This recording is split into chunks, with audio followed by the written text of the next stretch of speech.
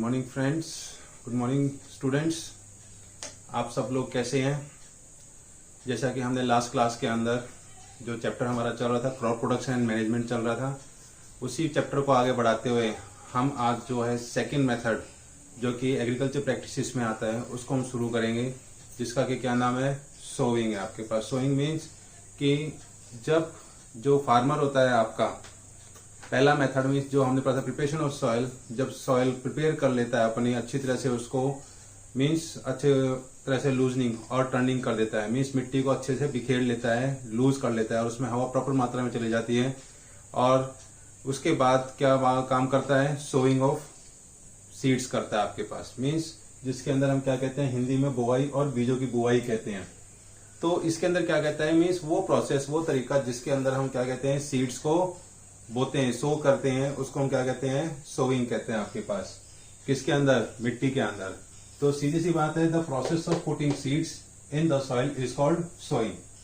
अब जो सोइंग होता है वो यूज करने के लिए फार्मर का क्या मकसद होता है कि जो बीज हम यूज कर रहे हैं, सबसे पहला होता है सिलेक्शन ऑफ सीड, कि जो आपके पास किसान होता है वो क्या करता है, बीज की क्वालिटी को जांचता है कि बीज कैसा है। उस क्वालिटी को जांचने के लिए क्या करता है वो, सबसे पहले कि जो बीज वो खरीद करके लाया है कि वो अच्छी क्वालिटी का है या नहीं है। तो फार्मर क्या प्रेफर करेगा, सबसे पहले बीज को ही प्रेफर करेगा बोने से पहले, कि farmer prefer to use seeds which give high yield. High yield means बहुत अच्छी पैदावार दे, उच्च किस्म का, मीन्स बहुत अच्छी क्वालिटी का सीड वो खरीद करके लाएगा मार्केट से आपके पास, हमारे पास, और उसको खेतों में क्या करेगा, सोइंग करेगा, बोना शुरू करेगा। अब वो जो टाइप ऑफ सीड होता है वो सोन डिसाइड करता है कि क्वालिटी ऑफ क्रॉप कैसी मिलेगी। मीन्स जब बोते हैं उसके बाद जो उसकी क्रॉप होती है उससे डिसाइड होता है कि वो बीज कितना अच्छा था। जब पौधा हमारा तैयार हो जाता है, उसमें बीज बनते हैं, हार्वेस्टिंग होती है और वो निकाला जाता है, स्टोर किया जाता है कि भाई जो बीज हम खरीद के लाए थे उसकी क्वालिटी क्या थी। तो नेक्स्ट सीजन में भी फार्मर क्या करेगा, उसी क्वालिटी का सीड्स बोने की कोशिश करेगा, आपके पास बुआई करेगा। अब जो selection of a good quality seed होता है वो can be done by soaking seed in water, कि चेक करने के लिए क्या करेगा किसान, उसको पानी के अंदर डाल के देखेगा। पानी में डालने का मकसद क्या होगा कि जो हैवी बीज होगा, हैवी सीड होगा, वो सेटल डाउन हो जाएगा, और जो अंदर से हॉलो होगा या उसके अंदर कोई प्रॉब्लम होगी तो वो क्या होगा, लाइटर होगा अगर वो बीज, तो ऊपर पानी के तैरना शुरू कर देगा। जैसा कि मैंने लिखा हुआ है, it help in softening the hard water and coat of seeds and help in early germination of seed. दूसरा फायदा कि जब बीज वो पानी के अंदर बोता है तो उसकी जो ऊपर की कवरिंग होती है वो क्या हो जाती है, सॉफ्ट होती है, और उसको जर्मिनेट मीन्स अंकुर फूटने में खेत के अंदर, मिट्टी के अंदर इजीली वो जर्मिनेट हो जाता है आपके पास, जल्दी से जल्दी वो अपनी जड़ें बनाने की कोशिश करता है, किसके अंदर, मिट्टी के अंदर, खेत के अंदर। अब जो डैमेज सीड्स होते हैं उसके अंदर बिकम हॉलो होते हैं और लाइटर होते हैं, वो क्या होता है कि पानी के ऊपर तैरना शुरू कर देते हैं। और जो गुड्स क्वालिटी सीड्स होते हैं वो डिजीज रेसिस्टेंस मीन्स बीमारी नहीं होती, बीमारी से प्रतिरोधक मीन्स डिजीज रेसिस्टेंस होते हैं, मीन्स बीमारी के खिलाफ खड़े रहते हैं और कोई उनमें कीड़े या कोई और बीमारी जो पौधों में लगती है वो नहीं लगती। अब उसी तरह जो फार्मर होगा, जो किसान होता है, वो क्या करता है, कुछ स्टेप्स फॉलो करता है बीज बोने के लिए। पहला क्या जो स्टेप होता है आपके पास, so seeds at uniform distance of space, कि जो भी वो बीज बोएगा खेत के अंदर डालेगा एक पर्टिकुलर रो और कॉलम के अंदर, मीन्स एक सिधाई के अंदर, उसमें क्या करेगा, प्रॉपर गैप रखना जरूरी है। ठीक है, पहला जो स्टेप है वो कोशिश करेगा। दूसरा, protect seed from being eaten by birds, दूसरी वो कोशिश करेगा कि जो चिड़िया वगैरह होती हैं वो उसको चुग करके ना ले जाएं और खा जाएं। ठीक है, जानवर वगैरह जो पशु पक्षी हैं वो उसको खा ना जाए। दूसरा, save time and human labour, क्या कोशिश करेगा अपना कि समय भी बचे और जल्दी से बीज की बुआई भी हो जाए खेत के अंदर, उसकी भी कोशिश करेगा।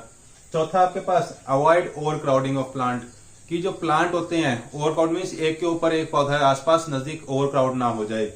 तो ये था बेटा आपके पास कि सबसे पहले जो इंट्रोडक्शन है सोइंग के अंदर, वो क्या क्या हमने यूज करना है। जो फार्मर है आपके पास वो क्वालिटी ऑफ सीड्स कैसे जांचेगा, उसके अंदर क्या क्या स्टेप्स करेगा।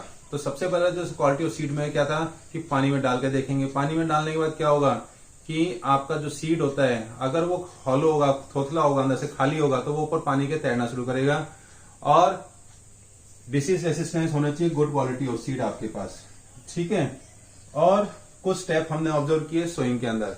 अब जो हमारे पास क्या होता है सोइंग, कि जो फार्मर है किसान है अपना क्या करे कि समय बचाने के लिए कुछ तरीके इस्तेमाल करेगा बीज को बोने के लिए। पहला जो मेथड रहेगा मैनुअल मेथड और ब्रॉडकास्टिंग रहेगा, दूसरा होगा क्रॉप ट्रांसप्लांटेशन होगा, और तीसरा मैकेनिकल मेथड। मैकेनिकल मेथड के द्वारा बीज को बोएगा। और अब आगे चल करके हम सबसे पहले क्या पढ़ेंगे, मेथड ऑफ सोइंग में मैनुअल मेथड और ब्रॉडकास्टिंग को हम पढ़ेंगे। जैसा कि मैंने आपको बताया कि जो फार्मर्स होते हैं कृषि में बुआई को यूज करते हैं और उसमें बहुत सारे स्टेप्स इस्तेमाल करने के बाद मेथड ऑफ हमने सोइंग के बारे में मैंने आपको अभी बताया, ठीक है। उसके अंदर जो आपका मेथड ऑफ थे आपके पास, सबसे पहले जो मेथड मैंने बोला वो मैनुअल मेथड है, उसका दूसरा नाम क्या आपके पास ब्रॉडकास्टिंग भी है। दूसरा जो मेथड होता है वो होता है आपके पास कौन सा, सेकंड, जिसको हम क्या कहते हैं क्रॉप ट्रांसप्लांटेशन कहते हैं। तीसरा आपके मैकेनिकल मेथड है। अब ये जो तीनों मेथड होते हैं ये जो आपके किसान होते हैं उनकी हेल्प करते हैं और उनका टाइम और बचत दोनों चीजों को इस्तेमाल करके हुए तब वो क्या करते हैं, सीडलिंग करते हैं, मीन सीड्स सोन करते हैं, बुआई करते हैं आपका। तो पहला मेथड क्या है, ब्रॉडकास्टिंग और मैनुअल मेथड। ये हमारे बहुत सदियों से पुराने टाइम से यूज किसान करते आ रहे हैं। उसके अंदर क्या होता है कि जो किसान होता है अपने मुट्ठी के अंदर भर करके बीज को यूं डिस्ट्रीब्यूटेड करता रहता है अनइवनली, मीन्स एक प्रॉपर तरीके से नहीं होता, उसमें एक जगह खड़ा होकर के कई जगह दूर दूर तक वो क्या है बीजों को खेत के अंदर थ्रो करता रहता है, फेंकता रहता है। तो इसमें क्या होता है, it involve scattering of seeds by hand, मतलब हाथ के द्वारा सीड्स को क्या करता है, स्कैटर मीन्स बिखेरा जाता है।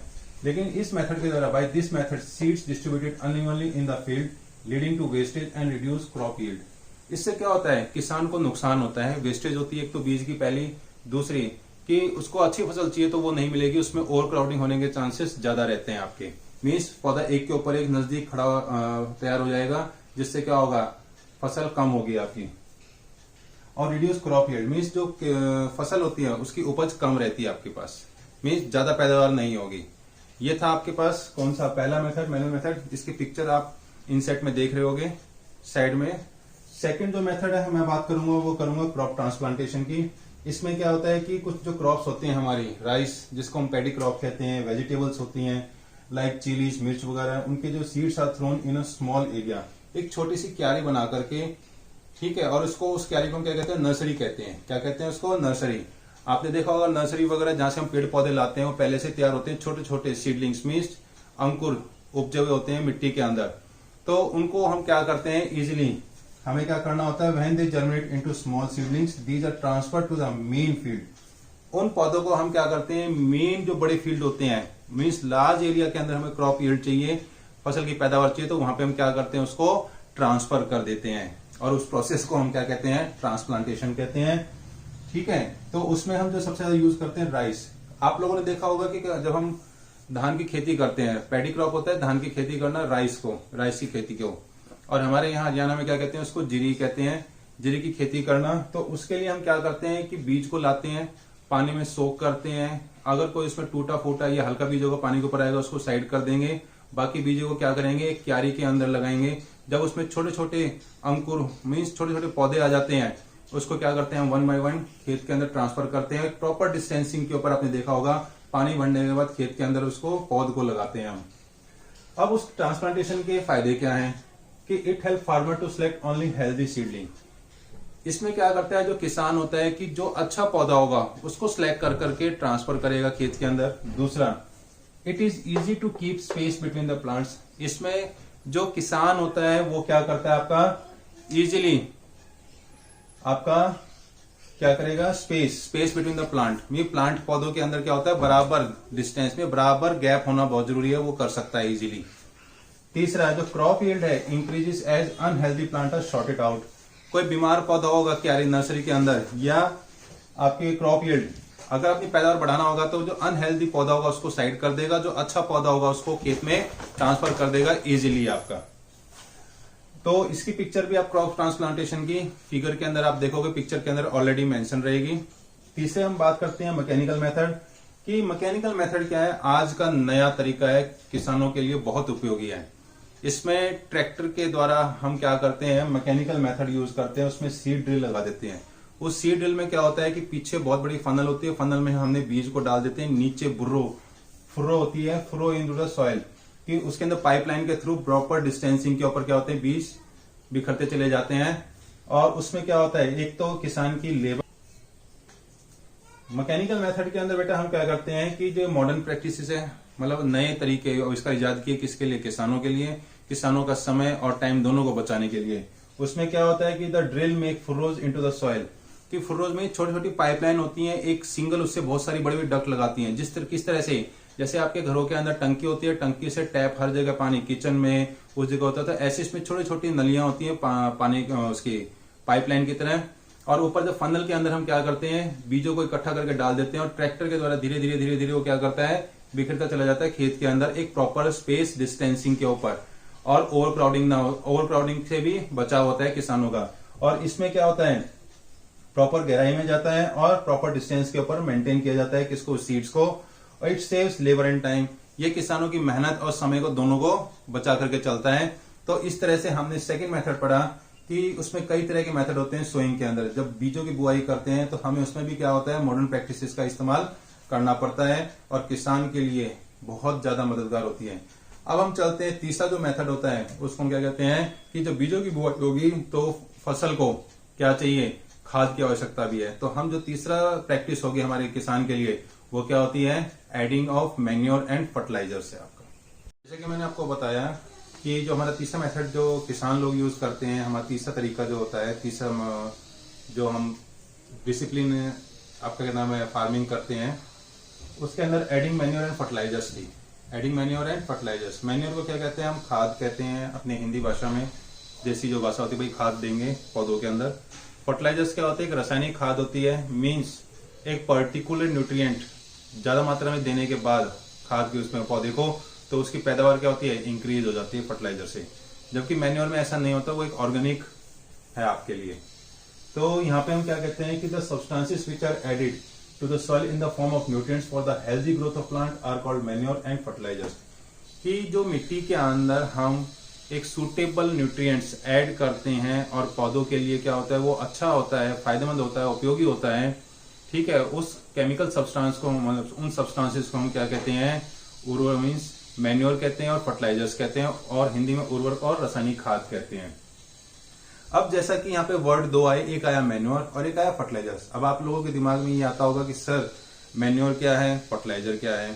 तो दोनों में बेटा डिफरेंस है आपके यहाँ, ठीक है। दोनों के यहाँ पे क्या है, डिफरेंस है मैन्योर एंड फर्टिलाइजर्स के अंदर आपके पास। तो हम उसी की बात करेंगे मैन्योर एंड फर्टिलाइजर्स की। तो मैन्योर क्या होता है कि हम उसको क्या कहते हैं, देसी खाद। कई बार आपने सुना होगा कि बड़े बूढ़े जो आपके एल्डर पर्सन होते हैं कहते हैं कि देसी खाद के गेहूं लेके आते हैं हम, तो वही मैन्योर होता है जो देसी खाद होती है।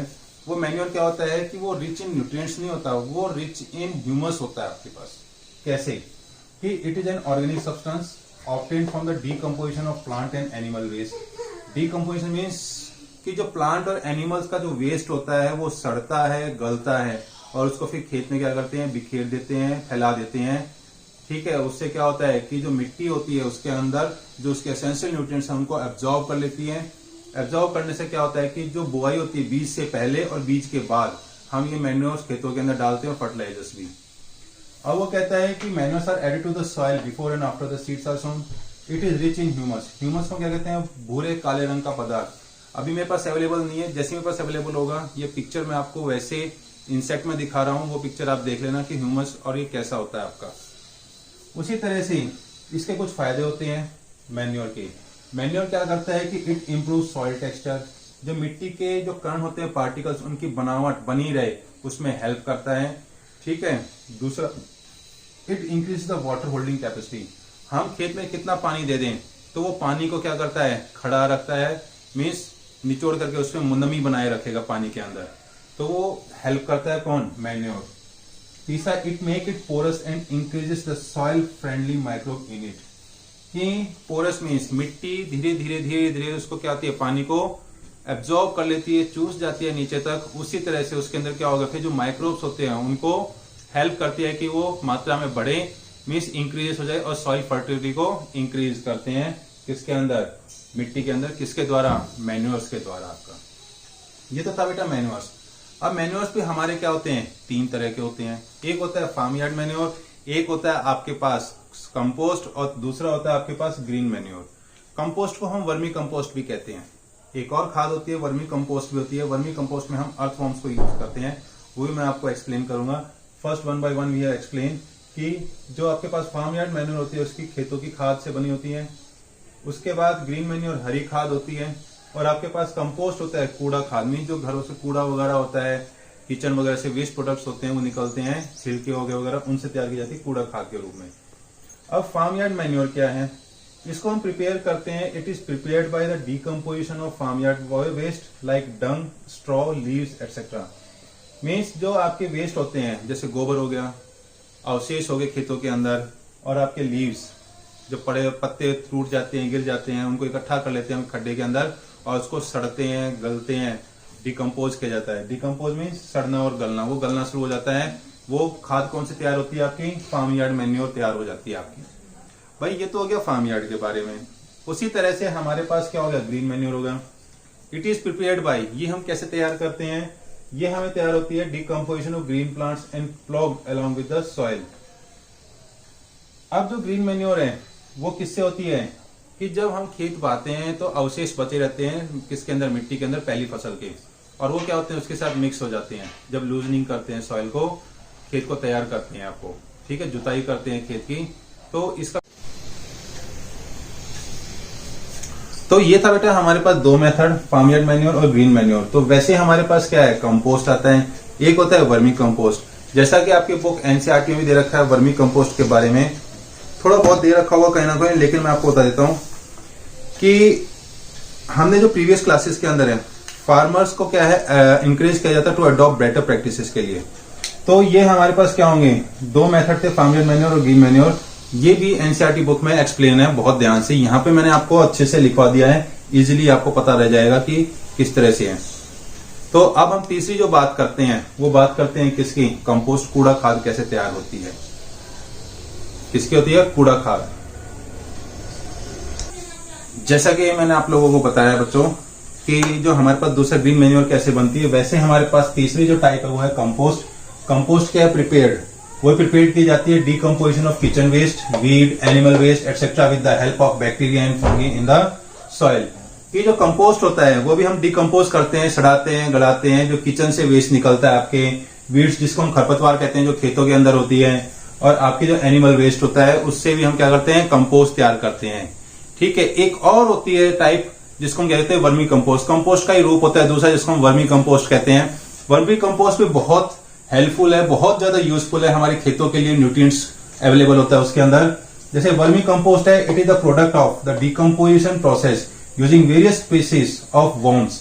इसमें हम केचुओं का इस्तेमाल करते हैं। वो कैसे है कि जो केचुए होते हैं उनकी जो स्किन के ऊपर होता है वो गीली गीली होती है, लेकिन वो गीली होने की वजह से उसमें क्या होता है, नाइट्रोजनस कंपाउंड होते हैं उसके अंदर, ठीक है। कौन सा होता है, नाइट्रोजनस कंपाउंड होते हैं जो मिट्टी के अंदर इजीली मिक्स करते हैं जब वो चलते हैं, रेंगते हैं उसके अंदर। और वो दूसरे जो केचुए होते हैं वो तो व्हाइट वर्म्स देखे आप लोगों ने, ऐसे क्या होते हैं, रेड विगलर्स होते हैं, लाल कलर के केचुए होते हैं, एंड अदर वर्म्स अर्थवर्म। ये क्यों यूज किया जाता है, it is rich in humus and nutrients. इससे क्या होती है, फसल की पैदावार बहुत अच्छे से होगी, न्यूट्रिएंट्स होंगे, और जो आपके बीज होते हैं, जो सीड निकलेगा, दाना निकलेगा, वो क्या होगा सीरियल्स के अंदर, वो हैवी रहेगा आपके पास। उसी तरह से हमारे पास क्या होता है, ये न्यूट्रिएंट्स हो गए। लेकिन जो हमारी फसल होती है उसको क्या होते हैं, हमारे को दो तरह के न्यूट्रिएंट्स जरूरत होती है, एक होता है माइक्रो, एक होता है मैक्रो। मैक्रो न्यूट्रिएंट्स क्या होते हैं, जो लार्ज स्केल पे जरूरत होती हैं। मैक्रो के अंदर सबसे इंपॉर्टेंट आता है, जैसे लार्ज स्केल के ऊपर नाइट्रोजन आता है, फास्फोरस आता है, पोटेशियम आता है, आपके पास कैल्शियम है, सल्फर है, मैग्नीशियम है, कार्बन है, ऑक्सीजन है और हाइड्रोजन है आपके पास। अब देखो बेटा, हाइड्रोजन, ऑक्सीजन, कार्बन तो ये कहां से लेता है, एयर से और वाटर से ले लेता है, कंपाउंड्स को तोड़ देता है। लेकिन जो आपके पास एनपीके, कैल्शियम हो गया, सल्फर हो गया, मैग्नीशियम हो गया, ये मैक्रो न्यूट्रिएंट्स होते हैं। ये कहां से, ये हमें प्रोवाइड करने पड़ते हैं प्लांट्स को सॉइल के अंदर डाल करके, तब जाकर के किसको मिलते हैं, प्लांट्स को मिलते हैं। उसी तरह से जो माइक्रो न्यूट्रिएंट्स होते हैं, जैसे आयरन हो गया, बोरोन हो गया, आपके पास मैग्नीशियम हो गया, मैंगनीज हो गया, और आपके पास जिंक हो गया, कॉपर हो गया, मोलिब्डेनम, निकल, ये सब कहां होते हैं, ये माइक्रो मीन्स बहुत छोटी तादाद के अंदर चाहिए होते हैं। तो बेटा ये थे आपके पास न्यूट्रिएंट्स जो कि हम मैन्युअल में पढ़ा। अब उसी तरह से हमारे पास क्या होंगे, दूसरा जो टाइप होता है जिसको क्या कहते हैं, फर्टिलाइजर कहते हैं। फर्टिलाइजर एक केमिकल कंपाउंड्स होते हैं, और स्पेसिफिक न्यूट्रिएंट अगर कमी रह जाए खेत के अंदर फसल के लिए, तो ये क्या करते हैं, इजिली अप्रूव करते हैं स्पेसिफिक न्यूट्रिएंट्स। और जो हमें चाहिए होता है इसमें से ज्यादा एनपीके, क्योंकि these are the very specific compounds जो कि प्लांट्स को चाहिए होते हैं, मीन्स रसायन चाहिए होते हैं, केमिकल्स चाहिए होते हैं। एनपीके की फुल फॉर्म होती है नाइट्रोजन, फास्फोरस और पोटेशियम। ये सबसे ज्यादा तादाद में चाहिए होता है क्रॉप्स के लिए। और इन जो फर्टिलाइजर्स होते हैं इजी टू यूज होता है, ट्रांसपोर्ट इजीली कर सकते हैं हम और स्टोर भी इजीली कर सकते हैं। और ये क्या होते हैं, दे आर वेरी मीन्स बहुत जल्दी पानी के अंदर घुल जाते हैं, इजिली सॉल्युबल इन वाटर, और इजिली एब्जॉर्ब कर लेता है प्लांट और यूटिलाइज करता है इमीडिएटली, बहुत जल्दी एब्जॉर्ब करके इमीडिएटली इसको यूज करता है। और उससे क्या होगा, फसल की पैदावार इंक्रीज हो जाएगी, मीन्स क्वालिटी और इन क्वांटिटी दोनों इंक्रीज हो जाएगी आपकी। फॉर एग्जाम्पल जो हम फर्टिलाइजर्स यूज करते हैं यूरिया, जो अगर यूरिया यूज करते हैं तो वो हमें क्या करता है, मेनली सप्लाई करता है नाइट्रोजन कंपाउंड्स यूज करता है इन द फॉर्म ऑफ नाइट्रेट्स। उसी तरह से कैन, CAN कैन, अगर हम कैन की बात करें तो इसकी फुल फॉर्म होती है कैल्शियम अमोनियम नाइट्रेट। तो यहां से पता लग रहा है कि क्या हमें सप्लाई करेगा, कैल्शियम मिलेगा और नाइट्रोजन मिलेगा इसके अंदर से हमारे को। ऐसे एक और कंपाउंड होता है फर्टिलाइजर के अंदर जिसको हम कहते हैं डाई अमोनियम फॉस्फेट कहते हैं, supplies nitrogen and phosphorus to the plant. ऐसे और भी बहुत सारे केमिकल्स हैं जो कि हम फसल को मीन्स प्लांट्स को प्रोवाइड करते हैं, स्पेसिफिक न्यूट्रिएंट प्रोवाइड करता है प्लांट को। और इनकी पिक्चर हमारे इन सेट में चलती हुई आपको नजर आ जाएगी, जो जो हमने मैन्योर्स और फर्टिलाइजर्स के बारे में डिस्कशन किया है। अब देखो बेटा, जब फर्टिलाइजर यूज किए, मैन्योर से तो फसल को कोई नुकसान नहीं हुआ, खेत को और सॉइल को कोई नुकसान नहीं हुआ, लेकिन हम रेगुलर अगर फर्टिलाइजर्स को यूज करते हैं तो उसके अंदर क्या होता है, देयर वाज अ पॉल्यूशन होगा तो वो क्या होंगे, they are the disadvantages of fertilisers. Fertilisers के बहुत हानिकारक प्रभाव भी देखने को मिलते हैं किसके अंदर, सॉइल के अंदर। पहला क्या लगता है, they can reduce soil fertility if use regularly, और सॉइल की जो उपजाऊपन होता है उसको खत्म कर देता है कौन, फर्टिलाइजर, अगर हम लगातार इसका इस्तेमाल करते रहे। दूसरा, they also cause water and soil pollution. देखो पानी में इजीली सॉल्व होता है, मैंने आपको बताया, तो क्या होगा, वाटर पॉल्यूशन भी होगा और सॉइल पॉल्यूशन। वाटर पॉल्यूशन तो आपको बताया कि पानी के साथ मिक्स करके बारिश के साथ ही बह करके खेतों में, पॉन्ड्स वगैरह तालाबों में चला जाएगा, तो वहां क्या होगा, रूप change means colour change means जो आपके पास है अपनी म्यूटेशन कर लेगा ऑर्गेनिजम्स उसमें। लेकिन जो सॉइल पॉल्यूशन होता है, सॉइल पॉल्यूशन क्या होता है कि मिट्टी में जो एसिडिटी होती है वो इंक्रीज हो जाती है प्लांट के लिए, और क्या होता है, बंजर हो जाती है वो जमीन। तो ये था बेटा आपके पास कुछ हमारे पास। लेकिन अगर हम फर्टिलाइजर लगातार यूज कर रहे हैं तो हम रिप्लेनिश मीन्स सॉइल के अंदर वापस न्यूट्रिएंट्स को कैसे गेन कर सकते हैं, उसके लिए हम उसके लिए बात करेंगे वन बाय वन करके। उसमें 3 मेथड होते हैं जिसके द्वारा हम क्या करते हैं, रिप्लेनिशमेंट ऑफ सॉइल करते हैं। जैसे कि मैं आपको बताया है कि जैसे जैसे हम लगातार इस्तेमाल करते रहते हैं किसका, फर्टिलाइजर्स का, ठीक है, उसमें जो केमिकल्स होते हैं हमारे पॉल्यूशन करते हैं, कौन से, वाटर पॉल्यूशन और सॉइल पॉल्यूशन आपका। तो ऐसे ही हम क्या करते हैं कि अब वो पॉल्यूशन होने के बाद मिट्टी में न्यूट्रिएंट्स को हम कैसे वापस लेके आए, क्या क्या तरीके हम इस्तेमाल करते हैं, ठीक है। तो we are various methods to regain its nutrients, जो रिगेन करे सॉइल न्यूट्रिएंट्स के लिए। तो सबसे पहला हम उस टॉपिक को क्या कहेंगे, रिप्लेनिशमेंट ऑफ सॉइल कहेंगे। क्या कहेंगे उसको, replenishment of soil means nutrients को वापस सॉइल क्या करे, तैयार हो जाए आपका, गेन कर ले। तो ये हम करते हैं कुछ अलग अलग कुछ तरीकों से, जो कि मैंने यहाँ पे डिस्कस कर रहे हैं। पहला आपके पास है फील्ड फैलो। फील्ड फैलो का मतलब क्या होता है कि इसकी पिक्चर भी इनसेट में चलेगी आपके हम साथ साथ। तो कह रहा है leave the land free for 1 और more season two regain nutrients.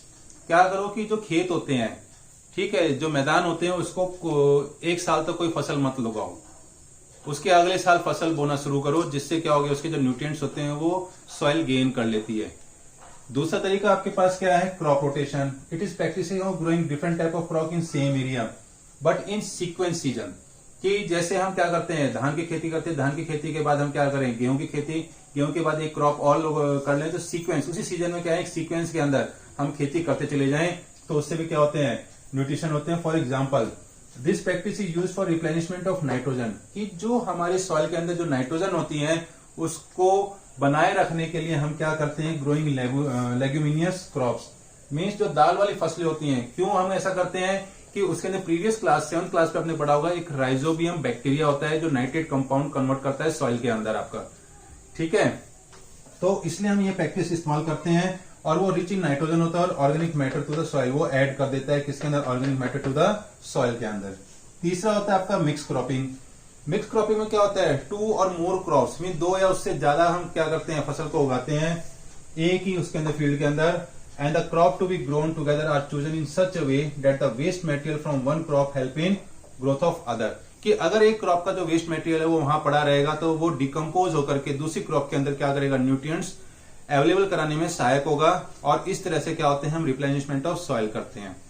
तो बच्चों इसी तरह से कि जो आज के वीडियो में हमने क्या क्या पढ़ा कि आपके एड मैन्योर एंड फर्टिलाइजर पढ़ा, सोइंग पढ़ा, उनके मेथड्स पढ़े, तो ये बहुत अच्छे से एक्सप्लेन किया हुआ है।